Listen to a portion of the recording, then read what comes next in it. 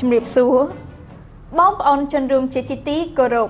ថ្ងៃនេះគឺជាថ្ងៃសុក្រ8រោចថ្ងៃសិលខែចេសឆ្នាំមមីឆស័កពុទ្ធសករាជ2558ត្រូវនៅថ្ងៃទី20ខែមិថុនាឆ្នាំ2014នៅពេលនេះសូមអញ្ជើញបងប្អូនជនរួមជាតិតាមដានទស្សនាព័ត៌មានសង្ខេបនៅថ្ងៃនេះដូចតទៅសមាគមអាត6ធ្វើសន្និសីទកាសែតស្ដីពីស្ថានភាពនៃការបញ្ជូនពលករខ្មែរពីប្រទេសថៃមកកាន់ប្រទេសកម្ពុជាវិញ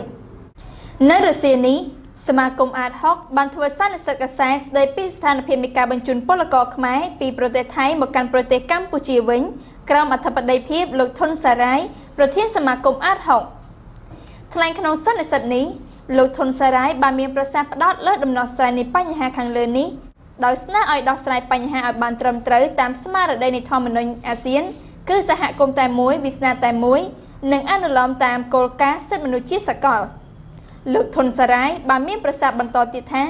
រដ្ឋាភិបាលគួរតែមានវិធានការផ្ដល់លំនៅឋាននិងដីធ្លីឲ្យបានគ្រប់គ្រាន់ជូនដល់ពលករដែលត្រឡប់មកប្រទេសកម្ពុជាវិញដែលពុំមានលំនៅឋាននិងដីធ្លីសម្រាប់ចិញ្ចឹមជីវិតមានការកំណត់ច្បាស់លាស់ទៅមានកងត្រាការងារច្បាស់លាស់ទៅអានេះគឺថាជួយអានោះបានហៅថាវាសនាតែមួយអាស៊ានសហគមន៍តែមួយវាសនាតែមួយកើត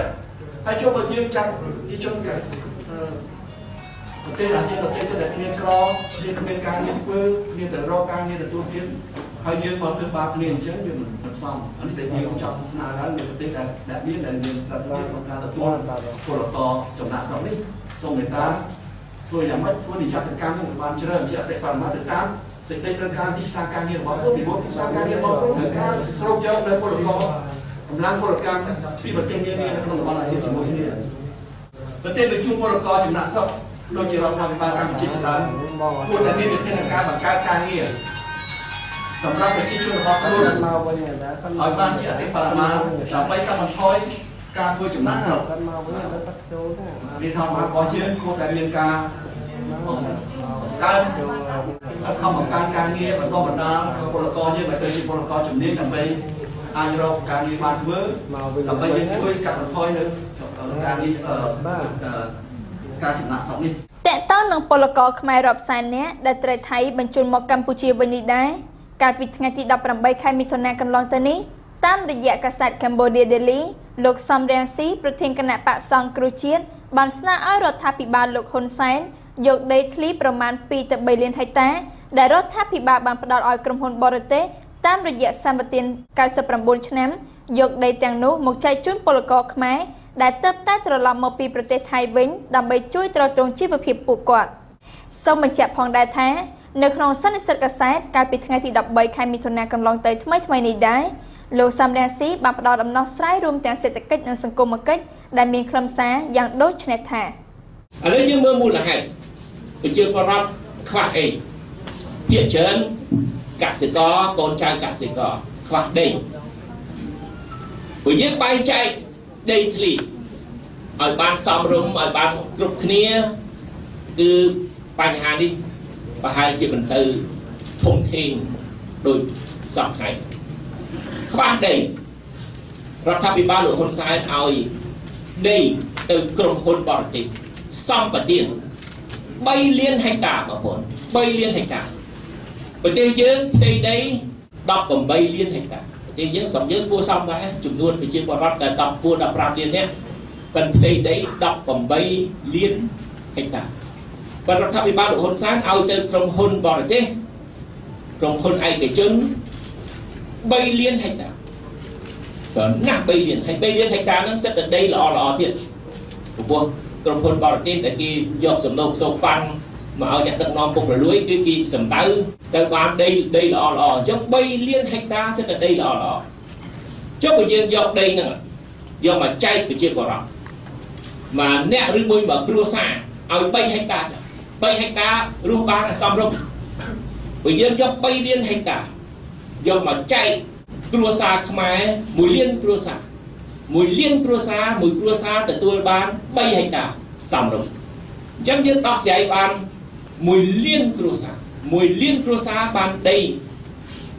បើគ្រួសារ3ហិកតាបើដោះស្រាយបែបហ្នឹងគឺមិនចាំបាច់បងប្អូនដែលមានដីអាចបង្កើតផលបាន từ sọc kéo dương miền đây dương ai rùa bàn mà vì ắt đây một khoa đây bị tích tuổi bên một ai rùa bàn hay chúng ta mai ơn miên tôn chớn chạy mình bột kia chẳng ai bàn và không chấp tới sọc thải Đầm Namប្រជាពលរដ្ឋមកពីខេត្តក្រចេះដាក់ញត្តិជូនក្រសួងមហាផ្ទៃដើម្បីដោះស្រាយបញ្ហាដីធ្លីនៅរសៀលថ្ងៃនេះដំណាងប្រជាពលរដ្ឋមកពីភូមិប៉ោដើមស្វាយនិងភូមិប៉ោដើមចេកឃុំខ្សឹមស្រុកស្នួរខេត្តក្រចេះបាននាំគ្នាដាក់ញត្តិទៅក្រសួងមហាផ្ទៃដើម្បីឲ្យក្រសួងនេះដោះស្រាយបញ្ហាដីធ្លីចំនួន 1258.34 ហិកតាដែលពាក់ព័ន្ធជាមួយប្រជាពលរដ្ឋ 419 គ្រួសារញត្តិបានសរសេររៀបរាប់ដូចនេះថាកាលពីថ្ងៃទី 12 ខែកុម្ភៈឆ្នាំ 2014 ដោយអាងពួកគេមានអំណាចយកកាំភ្លើងមកភ្ជុំពួកគាត់ដែលជាប្រជាពលរដ្ឋក្រីក្រឲ្យពួកគាត់នាំគ្នាចុះចេញពីផ្ទះហើយថែមទាំងបានស្រែកគំរាមថាអញនឹងដុតផ្ទះពួកឯងបន្តិចក្រោយមកពួកគេក៏យកឡានមករុញផ្ដួលផ្ទះឬយកសាំងមកចាក់ដុតបំផ្លាញនិងកាប់បំផ្លាញដំណាំមួយចំនួនដូចជាស្វាយខ្នុរចេកជាដើមហើយសំបីតែក្មេងអាយុ 3 ឆ្នាំកំពុងតែហូបបាយក៏ពួកគាត់យកជើងទាត់ចានបាយចោលដែរនៅថ្ងៃទី 26 ខែកុម្ភៈឆ្នាំ 2014 ពួកគាត់បានធ្វើបុណ្យឆ្លងសាលាបុណ្យនិងអភិសេកព្រះពុទ្ធរូបចំនួន 2 ព្រះអង្គស្រាប់តែកម្លាំងសមត្ថកិច្ចដដែលនោះបានចុះមកម្ដងទៀតហើយគំរាមស្ត្រីមានផ្ទៃពោះថាបើមិនចេញអញនឹងដាក់ខ្នោះឲ្យទៅកើតកូននៅក្នុងគុកចំណែកម្ហូបអាហារទាំងអស់ក៏ពួកគេឲ្យយកចាក់ចោលទាំងអស់ដែរនៅពេលនោះក៏មានមន្ត្រីក្រសួងធម្មការមួយរូបផងដែរនៅឈរបញ្ជាឲ្យកងកម្លាំង PM លើព្រះពុទ្ធរូប 2 ព្រះអង្គដែលត្រៀមនឹងធ្វើពិធីអភិសេកនោះទៅដាក់លើឡានយកទៅវត្តក្រញូងសែនជ័យវិញហើយម្យ៉ាងទៀតពួកគេបានយកសាលាបុណ្យដែលប្រជាពលរដ្ឋបានកសាងសម្រាប់ប្រារព្ធពិធីផ្សេងៗតាមបែបព្រះពុទ្ធសាសនាធ្វើជាប៉ុស្តិ៍ដាក់កម្លាំងប្រដាប់អាវុធយាមកាមមិនឲ្យប្រជាពលរដ្ឋចូលទៅនៅកន្លែងដែលពួកគាត់ធ្លាប់រស់នៅនិងបង្កបង្កើនផលវិញទេដោយខ្លាចការគំរាមកំហែងរបស់ពួកគាត់ក៏នាំគ្នាបោះតង់នៅតាមមាត់ត្រពាំងផ្សេងៗហើយព្យាយាមដាំដំណាំដំឡូងឡើងវិញប៉ុន្តែពួកគេតែងតែដាក់កម្លាំងមកដកដំណាំរបស់